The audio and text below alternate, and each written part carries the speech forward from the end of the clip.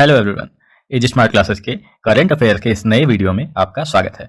Daily current affairs की series के माध्यम से हम प्रतिदिन राष्ट्रीय और अंतर्राष्ट्रीय महत्व की कुछ महत्वपूर्ण जानकारियां आपके साथ साझा करते हैं, जो विभिन्न प्रतियोगी परीक्षाओं की तैयारी के लिए काफी ज्यादा इंपॉर्टेंट होने के साथ साथ समझने और याद करने में भी काफी आसान होंगी। आप इन स्लाइड्स में लिखी गई बातों को और मेरे द्वारा बताए जा रहे पॉइंट्स को भी एक कॉपी में नोट करते चलें, जिससे आपको रिविजन करने में आसानी हो। तो चलिए वीडियो की शुरुआत करते हैं। तो इस वीडियो में हम चर्चा करेंगे राष्ट्रीय और अंतर्राष्ट्रीय महत्व के घटनाक्रम जो हाल ही में चर्चा में रहे हैं। तो आइए शुरुआत करते हैं हेडलाइंस के साथ। अब पहले न्यूज है, असम में गैंडों के अवैध शिकार के मामले। अभी हाल ही में कुछ अवैध शिकार के मामले आए हैं सामने, तो यह चर्चा में रहा। इसके बाद देखेंगे भारत का पहला क्लोन मादा बछड़ा। इसके बाद देखेंगे अगली न्यूज, एफिनडेक्स 2023 ये एक्सरसाइज हुई। इसके बाद देखेंगे भारत ने 2026 तक 40,000 करोड़ रुपए के रक्षा निर्यात का लक्ष्य रखा है। इसके बाद देखेंगे पासपोर्ट इंडेक्स 2023 में भारत 6 पायदान गिरकर 144वें स्थान पर। इसके बाद देखेंगे हम ग्रामीण जल आपूर्ति हेतु कर्नाटक को 363 मिलियन यूएस डॉलर का कर्ज दिया गया, लोन दिया गया। इसके बाद देखेंगे भारतीय मूल के अमित खत्री को मून टू मार्स कार्यक्रम का प्रमुख बनाया गया। इसके बाद देखेंगे अगली न्यूज, मार्च 2023 में भारत की बेरोजगारी दर 3 महीने के उच्चतम स्तर 7.8% पर पहुंच गई। इसके बाद देखेंगे मार्च 2023 में जीएसटी राजस्व संग्रह 13% बढ़कर 1.60 लाख करोड़ रुपए पहुंच गया। इसके बाद देखेंगे इंडियन पोस्ट पेमेंट बैंक ने व्हाट्सएप बैंकिंग सेवा शुरू की एयरटेल के साथ मिलकर के। इसके बाद देखेंगे सागर सेतु मोबाइल ऐप लॉन्च किया गया। इसके बाद देखेंगे त्रिपुरा 3 अप्रैल से शुरू होने वाले राज्य के पहले G20 शिखर सम्मेलन की मेजबानी करेगा। इसके बाद देखेंगे स्लीनेक्स एक्सरसाइज 10वां द्विपक्षीय समुद्री अभ्यास स्लीनेक्स 2023। तो आइए अब देखते हैं विस्तार के साथ। असम में गैंडों के अवैध शिकार के मामले सामने आए। वर्ष 2022 में असम में गैंडों के शिकार के 0 मामले दर्ज किए जाने के बाद हाल ही में इस तरह का पहला मामला सामने आया। वर्ष 2021 में असम सरकार ने एक एंटी पॉचिंग टास्क फोर्स का गठन किया।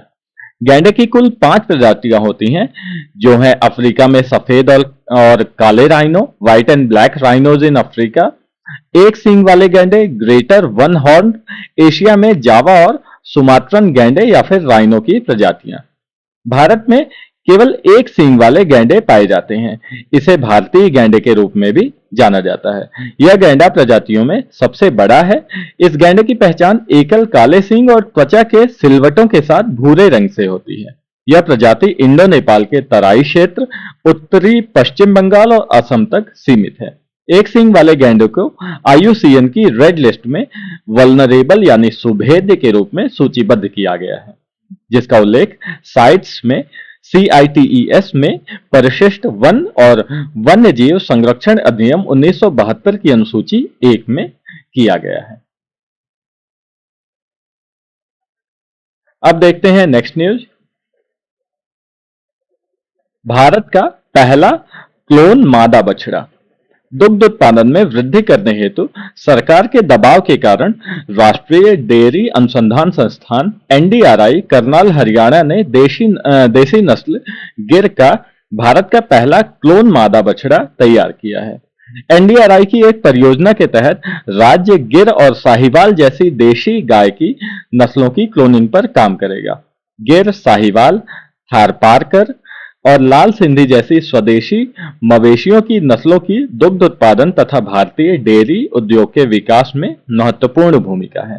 गिर मवेशी भी काफी लोकप्रिय हैं और जेबू प्रजाति की गायों के विकास के लिए ब्राजील, संयुक्त राज्य अमेरिका, मैक्सिको तथा वेनेजुएला में इनका निर्यात किया गया है।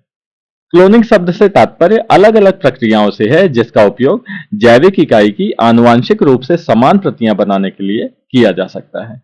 तैयार की गई प्रतियां जिनमें मूल जीव के साथ आनुवांशिक संरचना होती है उन्हें क्लोन कहा जाता है। तो आइए अब चलते हैं नेक्स्ट न्यूज की तरफ। एफिंडेक्स 2023 संयुक्त सैन्य अभ्यास अफ्रीका भारत क्षेत्र प्रशिक्षण अभ्यास यानी एफिंडेक्स 2023 इसका दूसरा संस्करण हाल ही में महाराष्ट्र में संपन्न हुआ। रणनीतिक रूप से महत्वपूर्ण Bharat Africa army chief conclave भी पुणे में आयोजित किया गया था। यह अभ्यास 16 से 29 मार्च 2023 तक आयोजित किया गया था। अफ्रीकी महाद्वीप के कुल 25 देशों के 124 प्रतिभागियों के साथ सिख, मराठा और महार रेजिमेंट के भारतीय सैनिकों ने बहुराष्ट्रीय अभ्यास में भाग लिया।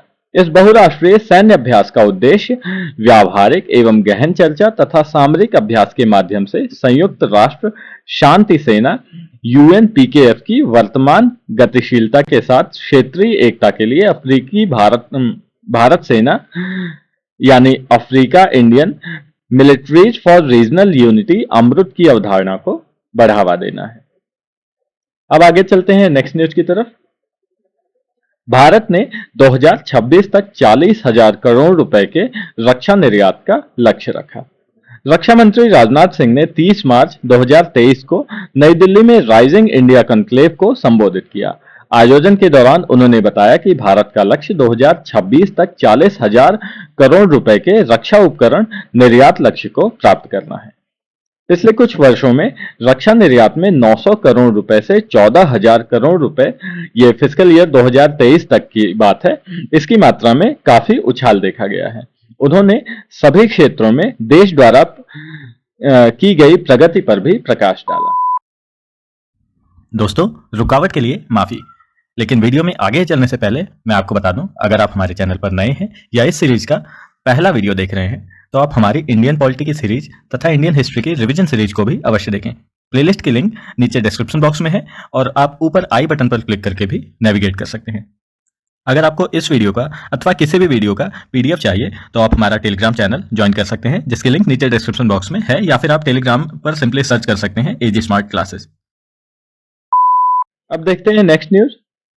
पासपोर्ट इंडेक्स 2023 में भारत 6 पायदान गिरकर 144वें स्थान पर पहुंच गया। ये कौन सा इंडेक्स है? ये आर्टन कैपिटल द्वारा जारी पासपोर्ट इंडेक्स 2023। इसके अनुसार 2023 के लिए भारत पासपोर्ट रैंकिंग 70 के मोबिलिटी स्कोर के साथ 144 पर भारत की रैंकिंग आ गई है। 2023 में भारत 199 देशों में से 138वें स्थान पर था। रैंकिंग में यूएई यानी संयुक्त अरब अमीरात 181 के गतिशीलता स्कोर के साथ सबसे ऊपर था। इसके बाद Sweden, Germany, Finland, Luxembourg, Spain, France, Italy, Netherland और ऑस्ट्रिया का स्थान था। यहां ध्यान देने वाली बात है कि भारत हेनले पासपोर्ट इंडेक्स 2023 में 199 देशों में से 85वें स्थान पर है। अब देखते हैं नेक्स्ट न्यूज। वर्ल्ड बैंक ने ग्रामीण जलापूर्ति हेतु कर्नाटक को $363 मिलियन का लोन स्वीकृत किया। वर्ल्ड बैंक के कार्यकारी निदेशक मंडल ने भारतीय राज्य कर्नाटक को $363 मिलियन के ऋण को मंजूरी दी है। इसका कारण है राज्य में 20 लाख ग्रामीण परिवारों को उनके घरों में पाइप्ड जल कनेक्शन के माध्यम से स्वच्छ पेयजल आपूर्ति प्रदान करना।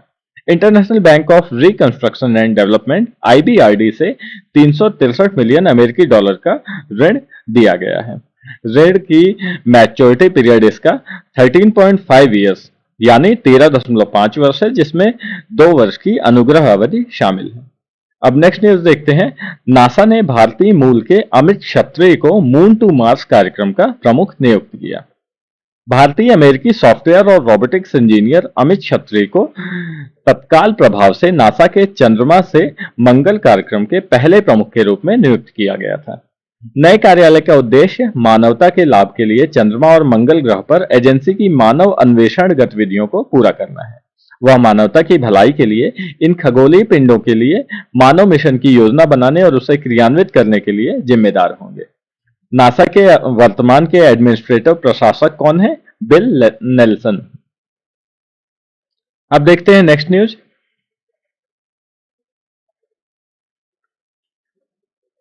मार्च 2023 में भारत की अनएम्प्लॉयमेंट रेट बेरोजगारी दर 3 महीने के उच्च स्तर 7.8% पर पहुंच गई। Centre for monitoring Indian economy CMIE के आंकड़ों के अनुसार मार्च 2023 में भारत की बेरोजगारी दर बढ़कर 7.8% हो गई। देश में बेरोजगारी दर दिसंबर 2022 में बढ़कर 8.30% हो गई थी, लेकिन जनवरी में घटकर 7.14% हो गई। यह फरवरी 2023 में फिर से बढ़कर 7.45% हो गई। मार्च 2023 में भारत के शहरी क्षेत्रों में बेरोजगारी दर 8.4% तक पहुंच गई, जबकि ग्रामीण क्षेत्रों में यह 7.5% थी। मार्च 2023 में हरियाणा में बेरोजगारी सबसे ज्यादा 26.8% थी। अब देखते हैं नेक्स्ट न्यूज। मार्च 2023 में जीएसटी राजस्व संग्रह 13% बढ़कर 1.60 लाख करोड़ रुपए हो गया। मार्च 2023 के लिए भारत का जीएसटी राजस्व संग्रह GST revenue collection 1.60 lakh crore रुपए रहा, जो मार्च 2022 में जीएसटी के राजस्व से 13% अधिक है। जीएसटी लागू होने के बाद से चालू वित्त वर्ष में चौथी बार सकल जीएसटी संग्रह ग्रॉस रेवेन्यू कलेक्शन जीएसटी का 1.50 लाख करोड़ रुपए को पार कर गया है। कुल संग्रह में से सीजीएसटी यानी central goods and service tax 29,546 crore रुपए, एसजीएसटी यानी state goods and service tax 37,314 crore रुपए और आईजीएसटी यानी integrated goods and service tax ये 82,907 करोड़ रुपए है। 2022-23 में सकल राजस्व 2021-22 की तुलना में 22% अधिक था। अब देखते हैं next news. India post payment bank ने व्हाट्सएप बैंकिंग सुविधा शुरू की। India post payment bank IPPB ने एयरटेल के सहयोग से नई दिल्ली में आईपीपीबी ग्राहकों के लिए व्हाट्सएप बैंकिंग सुविधा शुरू की है। यह चैनल आईपीपीबी के ग्राहकों को व्हाट्सएप पर बैंक से निर्बाध रूप से जुड़ने और सहजता से कई बैंकिंग सेवाओं का लाभ उठाने में सक्षम करेगा। इसमें डोर स्टेप सेवा अनुरोध, निकटतम डाकघर का पता लगाना और बहुत कुछ शामिल है। एयरटेल आईपीपीबी के साथ बैंक के ग्राहकों को प्रति माह 250 मिलियन मैसेजेस भेजने के लिए काम कर रहा है। अब देखते हैं नेक्स्ट न्यूज। केंद्रीय बंदरगाह मंत्री सर्बानंद सोनोवाल ने सागर सेतु मोबाइल ऐप लॉन्च किया। केंद्रीय बंदरगाह मंत्री सर्बानंद सोनोवाल ने ये सागर सेतु के नाम से राष्ट्रीय रसद पोर्टल समुद्री के ऐप के संस्करण का शुभारंभ किया। ऐप की परिकल्पना डिलीवरेबल्स के साथ की गई है, जिसमें एक login module, letter of credit, bank guarantee, certification और ट्रैक एंड ट्रेस आदि जैसी विशेषताएं शामिल हैं। ये व्यापारियों के लिए लाभ का काम करेगा और अनुमोदन और अनुपालन के लिए कम किए गए टर्नअराउंड समय के साथ सुविधा में सुधार करेगा। इससे संचालन और ट्रैकिंग की दृश्यताएं भी बढ़ेंगी। ये आप ट्वीट देख सकते हैं हमारे प्रधानमंत्री नरेंद्र मोदी जी का लॉन्च के समय। अब देखते हैं हम अगली न्यूज।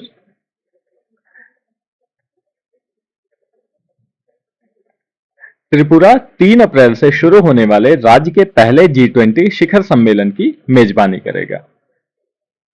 बैठक हरित भविष्य के लिए स्वच्छ ऊर्जा पर विचार करेगी। शिखर सम्मेलन के पहले सत्र के बाद दूसरे सत्र में प्रदर्शनी स्टॉल और एक निवेशक बैठक का उद्घाटन होगा। G20 प्रतिनिधियों के लिए उज्जैन पैलेस में एक लाइट एंड साउंड शो का आयोजन किया जाएगा। यहीं त्रिपुरा के मुख्यमंत्री की बात करें तो इस समय कौन है मुख्यमंत्री? माणिक साहा। अब देखते हैं आखिरी न्यूज। 10वां द्विपक्षीय समुद्री अभ्यास स्लिनेक्स 2023 कोलंबो में आयोजित किया जाएगा। वार्षिक भारतीय श्रीलंका द्विपक्षीय समुद्री अभ्यास स्लिनेक्स 2023 का 10वां संस्करण 3 अप्रैल 2023 को कोलंबो में आयोजित होने वाला है। यह 3 दिनों के 2 चरणों में आयोजित किया जा रहा है, बंदरगाह चरण और उसके बाद समुद्री चरण। भारतीय नौसेना का प्रतिनिधित्व आईएनएस किल्टन और आईएनएस सावित्री करेंगे, जबकि श्रीलंका की नौसेना में एसएलएनएस विजयबाहु और एसएलएनएस समुद्रा होंगे। इस अभ्यास में दोनों नौसेनाओं के विशेष बल भी एक साथ भाग लेंगे, यानी स्पेशल फोर्सेस।